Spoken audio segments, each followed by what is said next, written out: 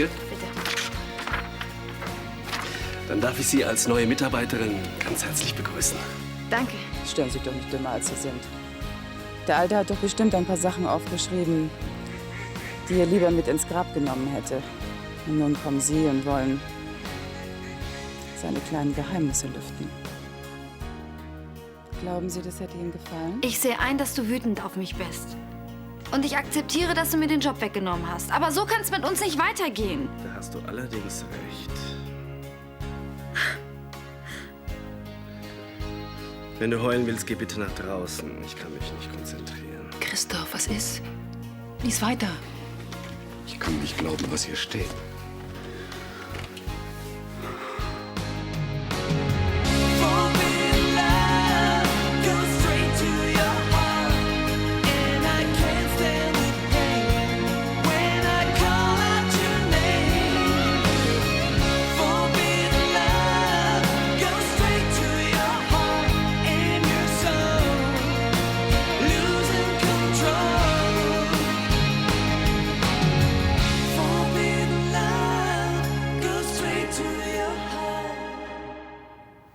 Was ist?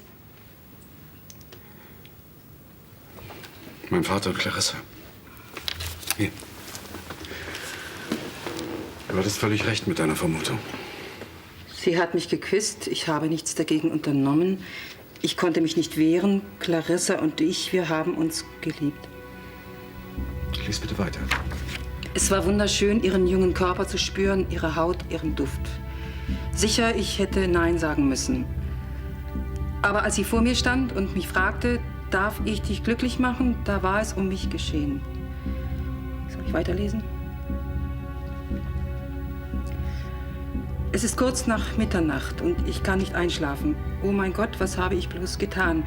Was bin ich für ein Vater, der sein eigenes Glück über das seines Sohnes stellt? Ich liebe Christoph, er ist mein Ein und Alles. Ich wünschte, Ben hätte nur ein bisschen von dem, was ich an Christoph so schätze. Aber Ben macht mir nur Kummer. Er verletzt mich, wo er nur kann, und ich befürchte, Clarissa hat recht. Ben hasst mich und er wird nie ein verantwortungsvoller Mensch werden. Ich überlege, mir ernsthaft ihn zu enterben. Wird Christoph mich auch hassen, wenn er davon erfährt? Was soll ich tun? Wie soll ich mich Clarissa gegenüber verhalten? Was wird passieren, wenn wir das nächste Mal alleine sind? Ich weiß es nicht. Kommen Sie. Das habe ich wirklich nicht gewusst.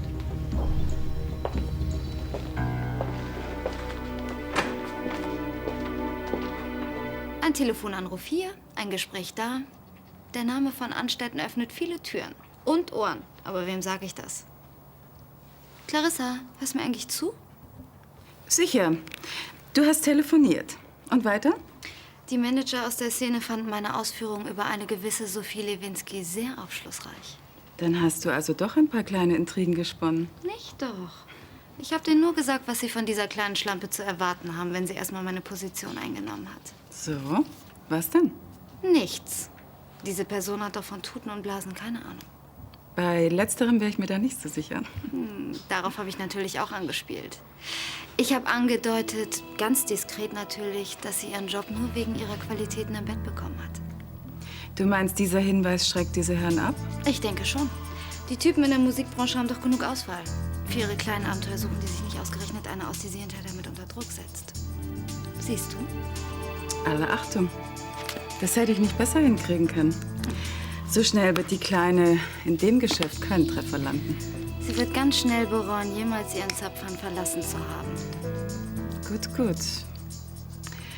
Was wird denn jetzt eigentlich aus Friedenau? Ben will nach wie vor unbedingt verkaufen. Und die Tagebücher? Ich meine, weiß man denn schon, was drinsteht? Hat sie Ben schon gelesen? Ich glaube nicht. Naja, ist ja auch egal. Ben wird doch seine Entscheidung nicht abhängig machen von irgendwelchen Tagebüchern eines senilen Greises. Es kommt ganz drauf an, was drinsteht. Ich muss los. Ach, schade. Richte Ben doch schöne Grüße aus. Mach ich. Ciao. Ciao.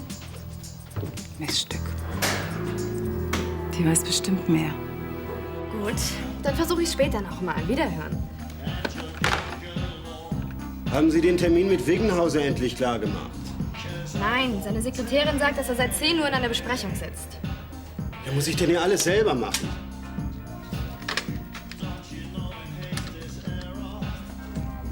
Ja, Bär hier. Würden Sie mich bitte mit Herrn Wiggenhauser verbinden? Ja, ich warte. Oh, Harry. Na, endlich. Können wir uns morgen früh treffen? Ja, 11 wäre mir recht. Danke sehr. Okay, dann bis morgen. Ciao. Ciao, Harry.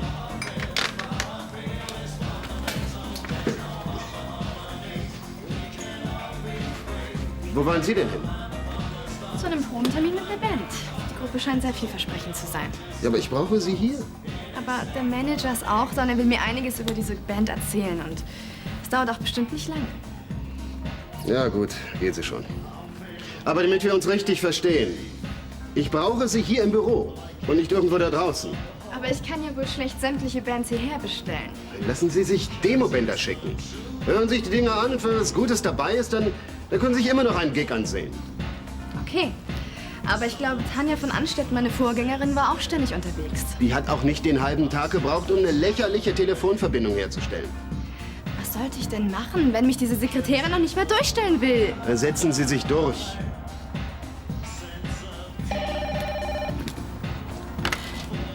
AMG, Sophie Lewinsky, hallo? Herr Bär. Es tut mir leid, er ist seit 10 Uhr in einer Besprechung. Vielleicht kann ich ihn... Er will nur mit Ihnen sprechen. Da gehen Sie schon her. Bär? Oh, Herr Schullendorf, ich grüße Sie. Tag. Aber ich bitte Sie, das hätten Sie doch auch mit meiner Assistentin besprechen können. Gut. Ja, geht klar. Diese Tanja. Als ob ich nicht selbst genug Probleme hätte. Apropos Probleme, wann kommen denn Jan und Julia vorbei? In einer Stunde. Ihr bleibt doch nicht so spät.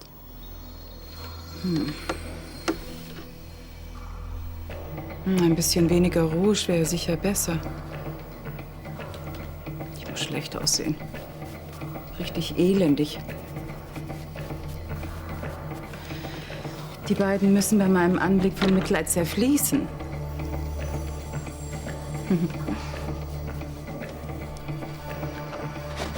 Aber wenn Sie Ihre Mutter erst mal im Rollstuhl sehen, dann werden Sie mir schon nicht länger böse sein können. Nicht wahr, Wölfchen? Ich wollte doch nur Ihr Bestes. Sicher.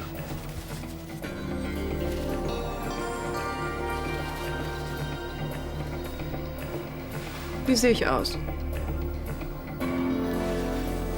Naja, sehr blass. Ich würde sagen, krank und mitgenommen. Das wollte ich hören.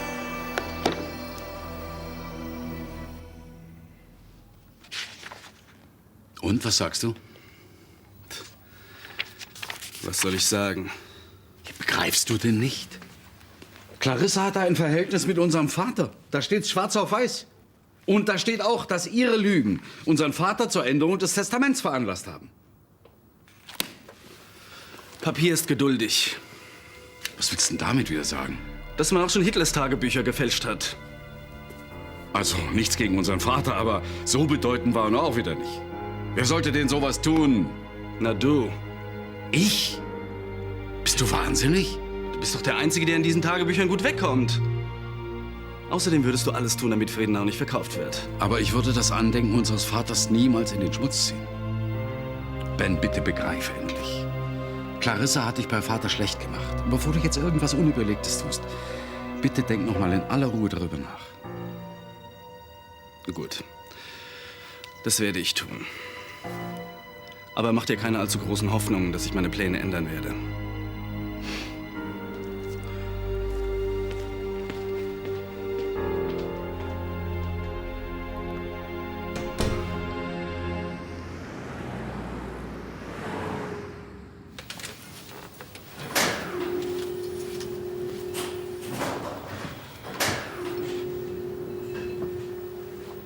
Guten Abend, Kinder. Hallo. deine Mutter nicht begrüßen? Entschuldige. Hallo, Clarissa. Setzt euch doch. Es strengt mich zu sehr an, wenn ich zu euch aufsehen muss. Und? Wie geht's dir denn so? Den Umständen entsprechend. Und euch? Naja, man lebt. Fein. Ich nehme an, deinem Mann geht es auch gut? Er macht sich wahnsinnige Vorwürfe. Davon werde ich auch nicht wieder laufen können. Clarissa, du musst ihm glauben. Tim wollte das nicht. Ja, das glaube ich ihm aufs Wort. Er wollte mich nämlich umbringen. Gott sei Dank war Jan rechtzeitig zur Stelle. Tim kann keiner Fliege was zuleide tun. Aber als er gehört hat, dass du die Hochzeit verhindern wolltest, Ich wollte nur verhindern, dass du unglücklich wirst. Ich bin glücklich. Ich bin mit Tim sehr glücklich. Ich will diesen Namen nicht mehr hören. Er hat mein Leben zerstört. Ja, gut, ich habe einen Fehler gemacht. Ich habe teuer dafür bezahlt. Ich werde nie wieder laufen können. So. Jetzt will ich über dieses Thema nicht mehr sprechen. Ich war heute bei Clarissa. Sie gibt es natürlich nicht zu, aber sie platzt fast vor Neugierde, weil sie wissen will, was in den Tagebüchern steht. Mhm. Ja, bitte? Schönen guten Abend. Was willst du denn hier? Ich wollte mit deinem Mann sprechen, aber ich kann natürlich auch ein anderes Mal wiederkommen. Nein, nein, bleiben Sie ruhig. Was gibt's denn? Also, es ist mir ein bisschen unangenehm, aber ich brauche mal Ihren Rat wegen des Jobs. Gut, setzen Sie sich.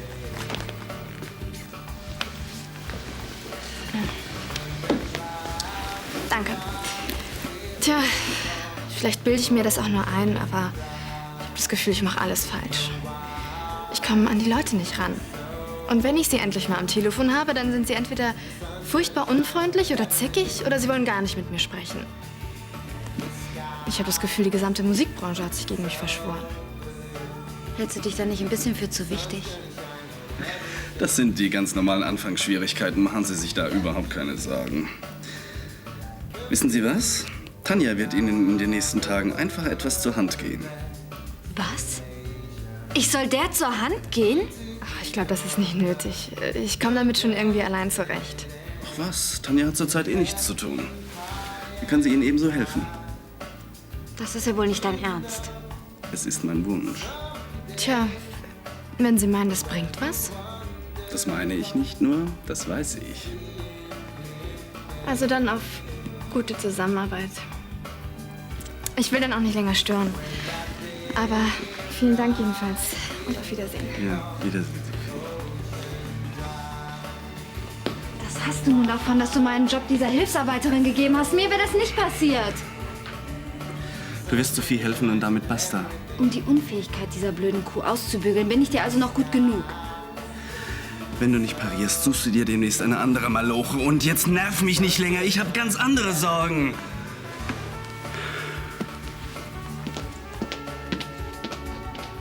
Zum letzten Mal. Warum hast du dieses Theater in der Kirche veranstaltet? Muss ich das wirklich so deutlich sagen? Deswegen sind wir eigentlich hier. Vergiss es, Jan.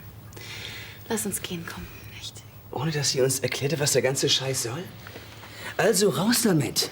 Was hast du davon, wenn Julia und ich glauben, dass wir keine Geschwister sind? Warum hast du das gemacht? Weil sie nichts für uns empfindet. Sie hätte mich beinahe mal sterben lassen. Dagegen ist die Heiratsnummer fast noch harmlos. Julia, ich habe das doch nur deinetwegen gemacht. Nur aus Sorge um dich. Schau mich an. Ich will doch nur verhindern, dass er auch mal sowas mit dir macht. Oh, hör auf! Tim ist der Falsche. Und wenn du ehrlich bist, dann weißt du das auch. Ich liebe Tim. Du liebst Jan. Und egal, was die anderen denken, ihr beide gehört zusammen. Julia! Bleib hier!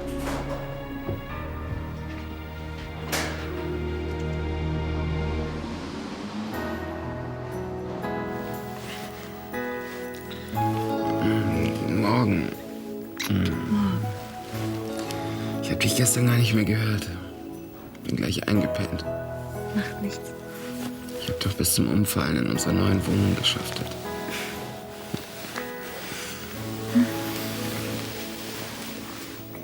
Hast du irgendwas? Nein, der Umzug. Hey, wir haben doch kaum Klamotten. Also, was ist los? Ach, ich habe nur schlecht geschlafen. Ich war gestern bei Clarissa. Mit Jan. Und warum hast du mir nichts gesagt? Weil ich denke, dass du dir das nicht nochmal antun musst. Und außerdem wollten Jan und ich sie als Mutter zur Rede stellen. Und? Hat's was gebracht? Nein. Das hätte ich dir vorher sagen können. Wir mussten es probieren. Aber das nächste Mal... Es wird kein nächstes Mal geben. Ab heute gibt es nur noch dich und mich und unsere neue Wohnung.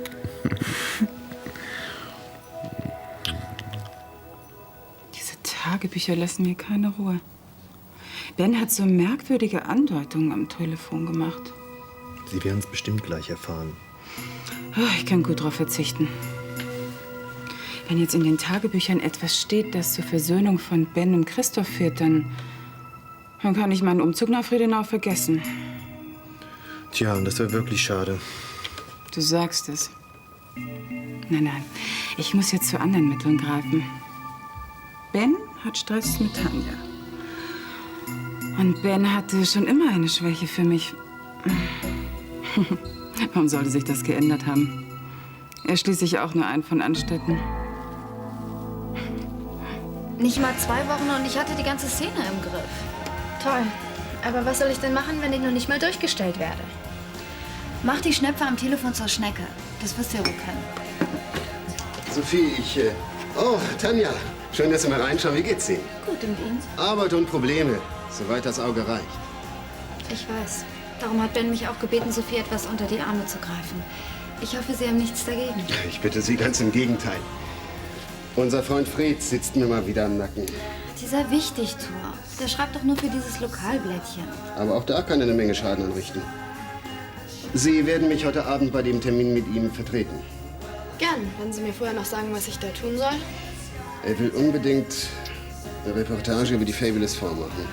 Diese Gruppe, die wir unter Vertrag haben. Ich werde das dumme Gefühl nicht los. Der Manager streut das Gerücht, die Band wolle sich auflösen. Warum sollte er das tun?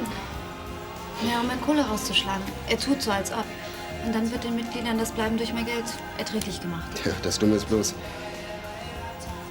die Band will sich offensichtlich wirklich auflösen. Dann sollte Ben seine Rechte an der Gruppe so schnell wie möglich verkaufen. Ja, ich arbeite dran. Aber vorher darf keiner davon Wind bekommen, sonst ist alles für die Katz gewesen. Also, erzählen Sie ihm irgendwas. Zerstreuen Sie das Gerücht. Das werden Sie hoffentlich hinkriegen, oder? Ja, ich denke schon. Machen Sie sich mal keine Sorgen. Ich werde ihr ein wenig zur Seite stehen. Sehr gut. Danke.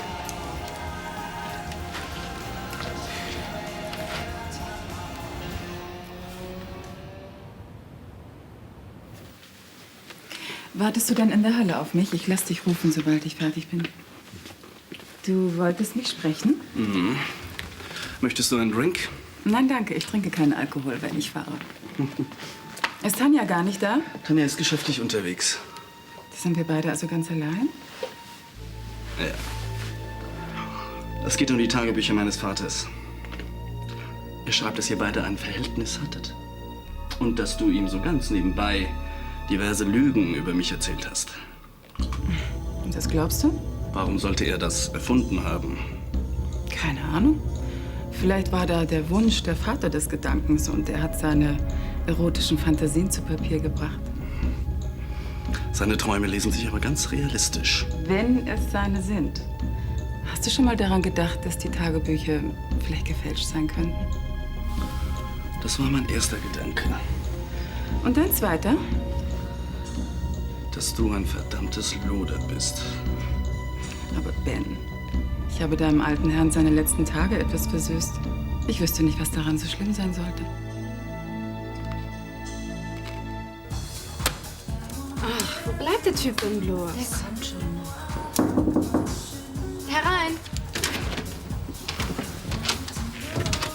Hallo, ich bin Fred Merkel. Sophie Lewinsky. Danke. Gräfin, was für eine angenehme Überraschung. Nein, Fred. Ich dachte, Sie haben der Musikbranche den Rücken gekehrt. Ja, ich werde mich in Zukunft mehr meinen gesellschaftlichen Verpflichtungen widmen. Und damit ich das bald machen kann, werde ich meiner Nachfolgerin zeigen, wie man Pressetermine wahrnimmt. Sie ist neu in der Branche. Was haben Sie denn vorher gemacht? Sie ist Geschäftsführerin einer Musikkneipe gewesen. Ja. Möchten Sie vielleicht einen Kaffee? Da sage ich nicht nein. Milch, Zucker? Schwarz bitte. Nett, Ihre Kollegin. Aber sehr verschwiegen. Was heißt das? Dass Sie aus der nichts rauskriegen, was irgendwie interessant wäre. Interessant sind für mich im Augenblick die Fabulous Four. Ich weiß. Gräfin, wissen Sie vielleicht etwas, das ich nicht weiß? Möglich. Ja, wären Sie eventuell bereit, darüber zu reden? Aber nicht hier. Ja, meinetwegen können wir uns nachher irgendwo treffen. Okay, einverstanden. Aber kein Wort zu meiner Kollegin. Ja, das versteht sich doch von selbst. So. Kaffee? Danke. So, und jetzt zum Eingemachten. Ich habe gehört, die Fabulous Four sind hoffnungslos zerstritten. Da müssen Sie sich verhört haben. Die Jungs verstehen sich besser als jemals zuvor. Vielleicht beantwortet das auch Ihre zweite Frage, die Sie mir sicherlich gleich stellen wollten. Die Gruppe löst sich nicht auf.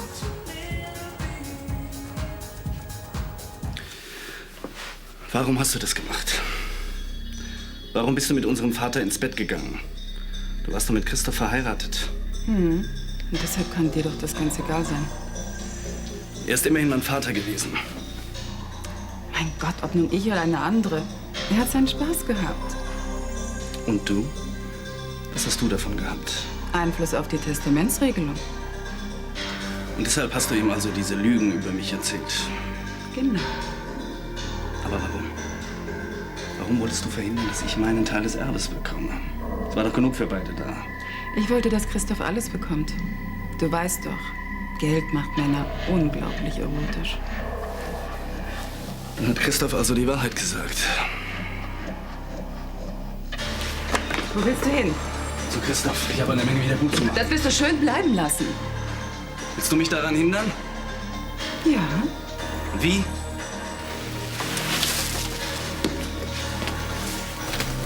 Wie wär's damit?